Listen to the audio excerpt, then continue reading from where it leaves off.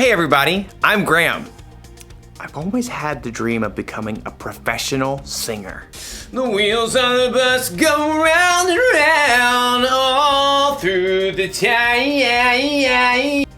I'm kind of afraid to perform in front of other people, but lately I've been starting to gain confidence. Confidence is learning to see yourself the way God sees you. I think it might help if I didn't have to perform all alone. Like maybe if I was in a band with a guitar player and someone on the drums and maybe a keyboardist. I think a band is the way to go for me. I wonder how we would all sound together. 2, 3, 4! The wipers on the bus go swish, swish, swish all through the... Well, despite how that sounded, I actually did feel more confident. So I guess what they say is true. There is strength in numbers. Or there's confidence in numbers. With the band, you never feel like you're alone. In today's story, we'll hear about 3 guys who were in a really hot situation, but they didn't have to face it alone. I wonder if my band needs a brass section. No, probably not. See you soon. The Bible. It's 66 books of history, stories, letters, and poetry that fit together to form God's one big story. The epic adventure of how He created us and loves us so much that He made a way to rescue us. As we travel through the Bible, from Genesis to Revelation, we discover people who met God and found their lives changed forever. Now, for an amazing story. Inspired by the book of Daniel. Chapter 3. King Nebuchadnezzar of Babylon liked to go big. Build me a statue. Of course, Your Majesty. Granite, marble, copper. I'm thinking gold. Gold! Pure gold. Wow! Okay, 6 feet tall, 7 taller, 20 taller, 77 taller, 90. Ding, ding, ding. We have a winner. We'll need a supersized furnace to smelt that much gold. Then supersize it. Commence the smelting. So the king's craftsmen melted down tons of gold and shaped it into an enormous statue 9 feet wide and taller than 2.5 telephone poles. They set it just outside the city in the broad plain of Dura. Such a finely smelted specimen. We must invite everyone to admire my statue. So the king instructed messengers to summon all of his officials. 3 of them were Jewish men who had come to Babylon as captives: Shadrach, Meshach, and Abednego. It's a royal decree. That I can see. Are you all coming with me? So the 3 friends arrived at the plain of Dura where all the other officials had gathered. A messenger from the king called out loudly, This is the king's command. When you hear the sound of horns, flutes, zithers, lyres, harps, and pipes, you must fall down and worship this golden statue. Worship a false god? That's worse than odd. I wouldn't even give it a nod.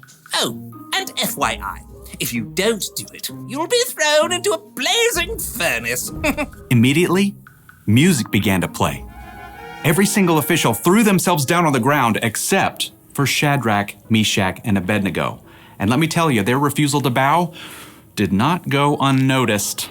Who do they think they are? I think we should make things hot for them, if you know what I mean.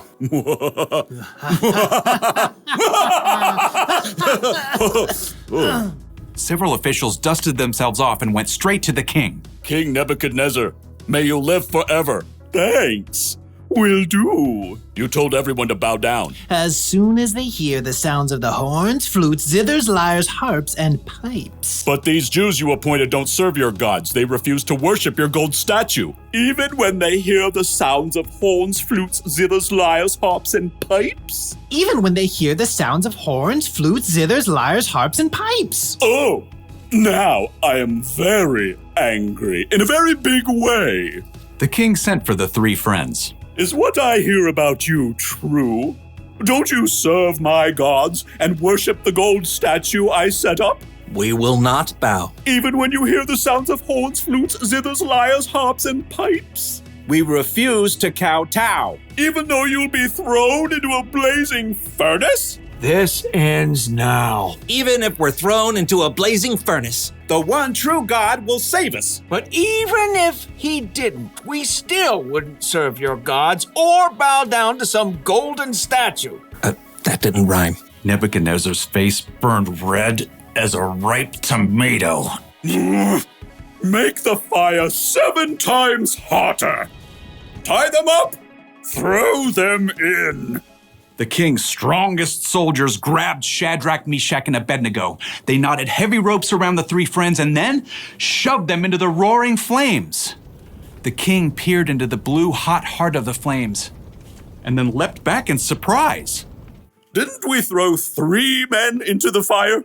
And they all deserved it. Look, I see 4 men walking around untied. The fire hasn't harmed them. The 4th man looks like a son of the gods. Sure enough, a 4th figure stood there with the 3 friends. An angel? Or perhaps Jesus himself? Dumbfounded, the king rushed to the door of the furnace. Shadrach, Meshach, Abednego, you who serve the Most High God, come out! The 3 friends walked out of the scorching flames, completely unharmed. The royal officials crowded around to see. Their hair isn't singed. Their robes haven't burned. They don't even smell like smoke. King Nebuchadnezzar was so impressed that, as usual, he went big. May the God of Shadrach, Meshach, and Abednego be praised. He has sent his angel and saved his servants who trusted in him. No other God can save people this way. So, I'm giving an order about the God of Shadrach, Meshach, and Abednego. No one may say anything against him. Well, what happens if somebody does? Well, they'll be snipped in tiny pieces and their homes turned into piles of trash. Go God, go God, go, go, go God, go God, go God, go, go God. The king even honored Shadrach, Meshach, and Abednego and gave them higher positions in the kingdom.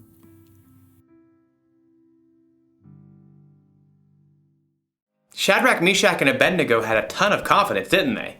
They stood for what was right even when they knew what was at stake. And they stood together. All 3 were thrown into the fiery furnace, and miraculously they weren't alone. God was in there with them the whole time. That's how it is with us too.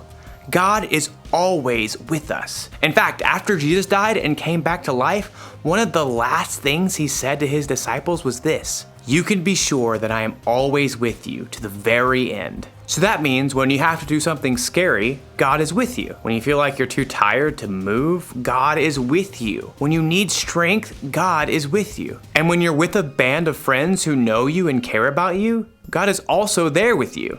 God loves you so much, and he won't let you face this life alone. So here's the one thing to remember today. Trust that God is always with you. Remind yourself when you're feeling less than confident that you are never alone. Well, I should probably get in some practice with my band. Didn't sound very good earlier. I think we need a little Band-Aid. Get it? Band-Aid? I'll see you next time.